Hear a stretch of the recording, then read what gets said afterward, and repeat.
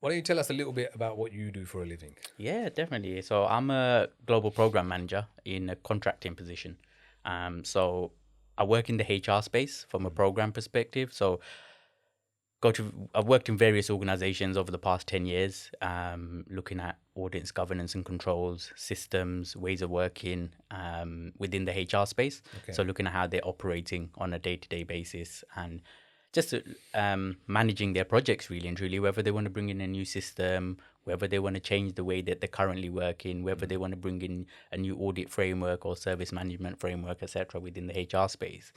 That's where I would come in and provide that service. So HR is kind of your Yeah, specialist HR area, is my speciality. specialty, but you also specialize in the change management, The change management and the program management. program management. Okay.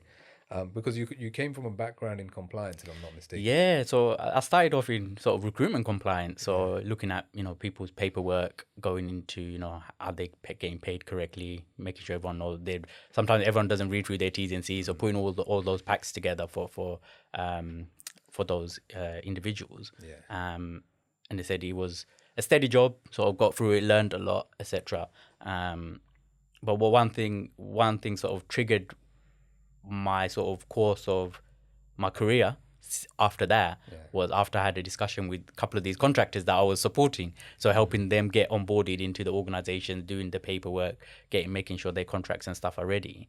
I was looking at some of this paperwork, and people are on like £500 a day, £1,000 a day, and I was just like, what am I doing wrong? What am I doing What are wrong? these guys doing to be able to Yeah, learn that? And where am I going wrong? Exactly. Where am I going wrong? They're doing their career sort of path was similar to mine, etc. When they started off, but now they're in different positions.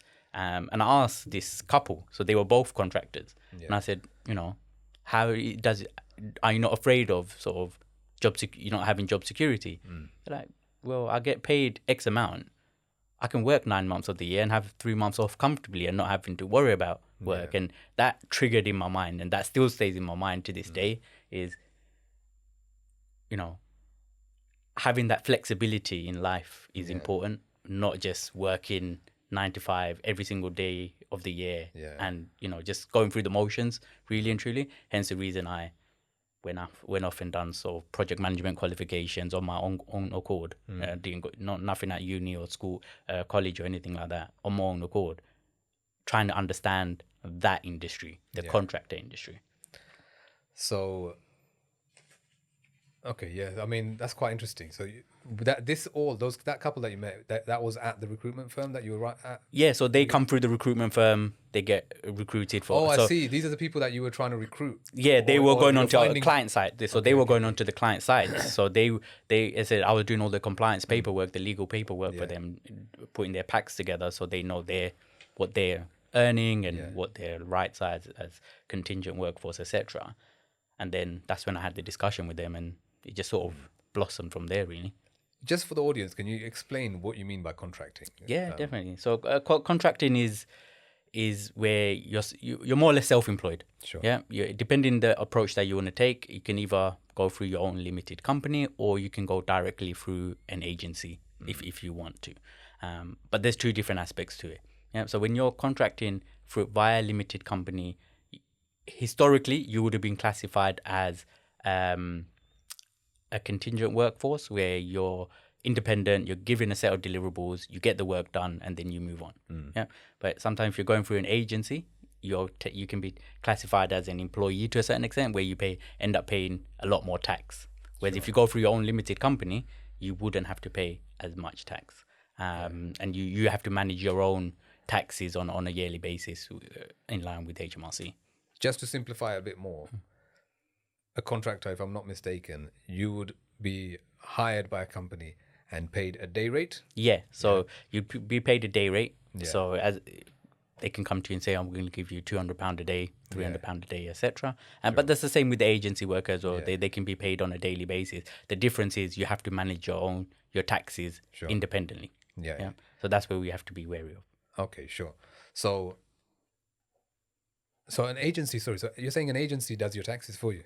Yeah, because if you're employed via the agency, then technically you're an employee of the agency. Okay. Yeah, you're an employee of the agency, and they pay your taxes. Sure. They do your taxes for you, basically. And they pay you when at like the end of the month every time. And or- then you can choose if you want to be paid weekly, if you want to be paid monthly. That's totally up to yourself. Okay. With the agency, you set that up with the agency yourself.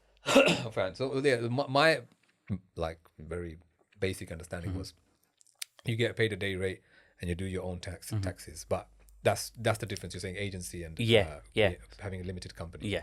Sure. So being a contractor then can be quite tax efficient, right? Because you can take it into a company, you can have a lot of expenses going out from your company, right? Yeah. And you don't. I'm guessing from what I understand, a lot of people pay themselves a very small salary, and the rest they take as a dividend, or a lot of their costs may be coming out of the company, right? Yeah, that's it. And then you pay your profit on the. So you pay another tax on the profit, corporation tax on the profit that you take out at the end of the year. Yeah. Okay, sure. Just so people, because I do think it's quite important to kind of highlight the world of contracting a little bit. Like, there's a lot of people, young people, let's just say, might be thinking about their careers, and they think about, the corporate world, getting a job, going this way, or starting a business. And because actually a lot of our friends, we probably didn't highlight, we are friends. Right? We've known each other for 18 years? No. 15 years now. More than 15 years.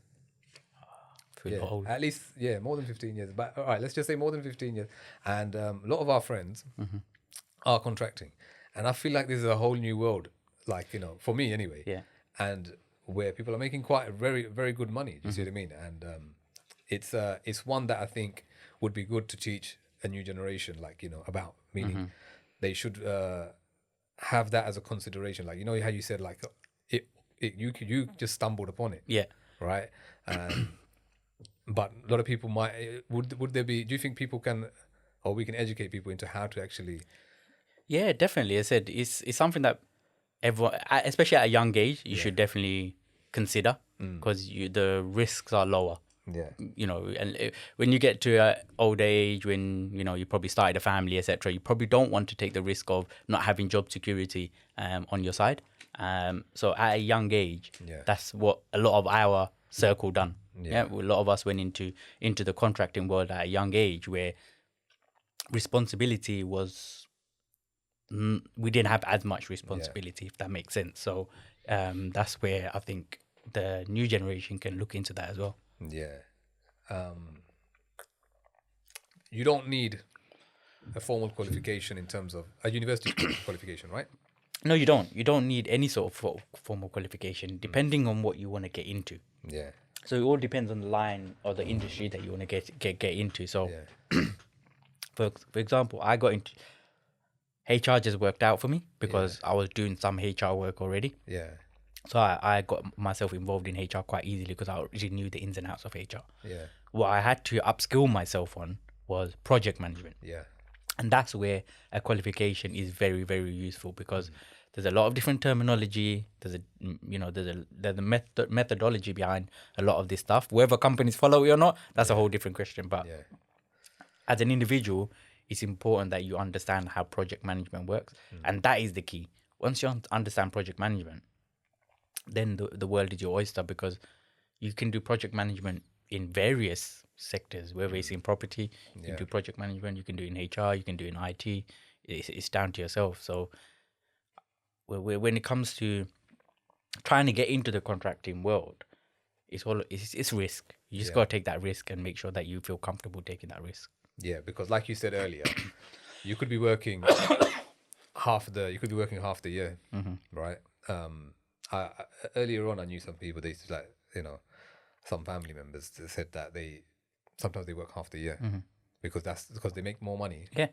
And then there's a risk of not having a job for the rest of the year, but also they don't want to work the full year. Do you see what I mean?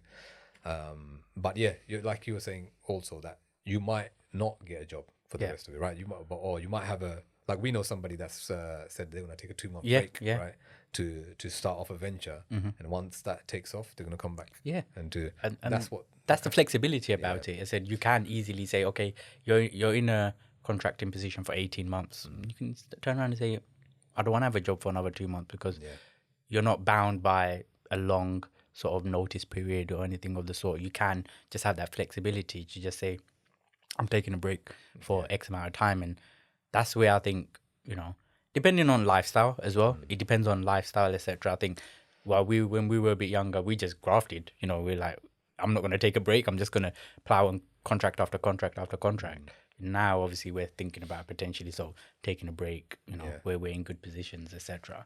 But for any youngsters sort of thinking about it, I said, speak to the right people as well. Yeah. It's important that you talk to the right people. And, if you feel as though you're in a good position to take that risk, take it, because the rewards are good.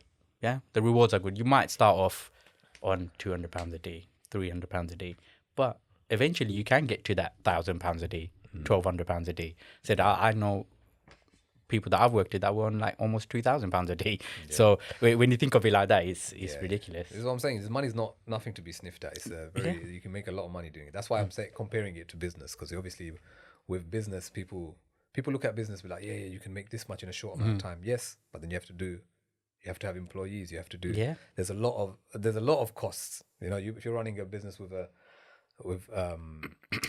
residence, then you have to pay for the residence, right? The premises. There's business rates. There's so many costs that they don't think about. Where when I started looking into contracting, I was like, wow, okay, these lot can make a lot of money. Yeah.